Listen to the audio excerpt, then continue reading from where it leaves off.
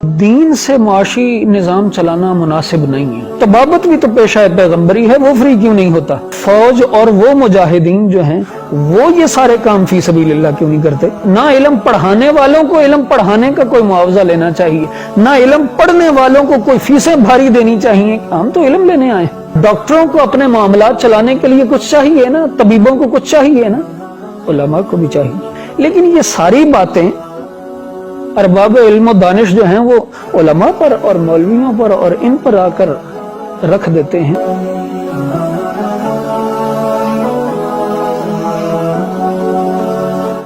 بہت سا پڑھا لکھا طبقہ یہ کہتا ہے کہ دینی چیزیں جو ہیں نا، دینی خدمات جو ہیں نا وہ فری ہونی چاہیے، اور معاشی نظام جو ہے وہ کسی اور حوالے سے چلنا چاہیے۔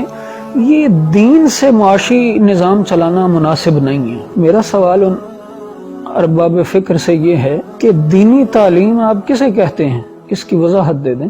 اگر انبیاء کرام کے پیشوں کو دینی تعلیم کہا جاتا ہے، اللہ کی باتوں اور اللہ کے احکام کو دوسرے مسلمانوں تک پہنچانے کا نام دینی تعلیم ہے، تو انبیاء کرام نے تو طبابت بھی کی ہے، ڈاکٹری بھی کی ہے۔ حضرت سلیمان علیہ السلام نے پہلی فیکٹری لگانے والے پہلے نبی ہیں جنہوں نے باقاعدہ میڈیسن کی فیکٹری لگائی تھی، جس انداز میں بھی تھی۔ انہوں نے وضاحت کی تھی کہ یہ دوا فلاں کام بیماری کے لیے، یہ دوا فلاں بیماری کے لیے۔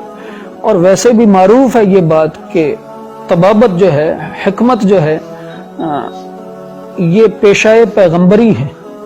تو اگر پیشہ پیغمبری دینی تعلیم ہوتی ہے اور اس کا کوئی اجرت نہیں لینی چاہیے، تو پھر جتنے ڈاکٹرز حضرات ہیں یہ تو مسیحا ہے نا، یہ تو صرف یہ لکھ کر دیتے ہیں نا کہ یہ دوا آپ کھا لیں تو آپ ٹھیک ہو جائیں گے۔ دوا کے پیسے ہونے چاہیے۔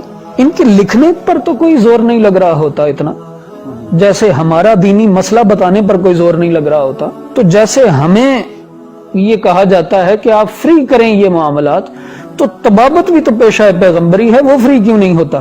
جہاد فی سبیل اللہ یہ حکم الہی ہے، اور جو قوم جہاد سے منہ موڑے اس کو اللہ نے فرمایا کہ انتظار کرو، پھر میرے فیصلے کا آ رہا ہے فیصلہ۔ یعنی انتہائی اہم چیزوں میں سے ہے۔ سرکار کا فرمان ہے جب تک میری قوم جہاد میں مصروف رہے گی تب تک باعزت رہے گی، جب یہ جہاد کو چھوڑ دیں گے تو ذلیل ہو جائیں گے۔ جہاد جو ہے وہ کیا ہے؟ اعلاء کلمت الحق، مسلمانوں کا تحفظ، وہ جہاں بھی ہو، جس علاقے میں بھی ہو، مسلمانوں کا تحفظ کرنا، اس کے لیے تیاری کرنا، گھوڑے پالنا، ٹینک بنانا، تلواریں تیز کرنا، بندوق بنانا، اسلحہ، ہر چیز۔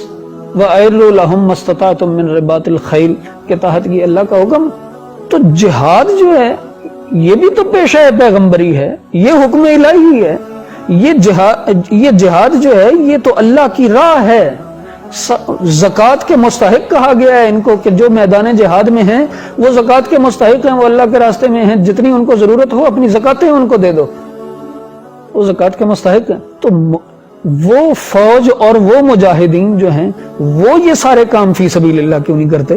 تو جیسے فوج موجود ہو کہیں تو اس کو پیچھے اپنا نظام چلانے کے لیے گھر کا کچھ چاہیے نا، اسی طرح ڈاکٹروں کو اپنے معاملات چلانے کے لیے کچھ چاہیے نا، طبیبوں کو کچھ چاہیے نا، علماء کو بھی چاہیے۔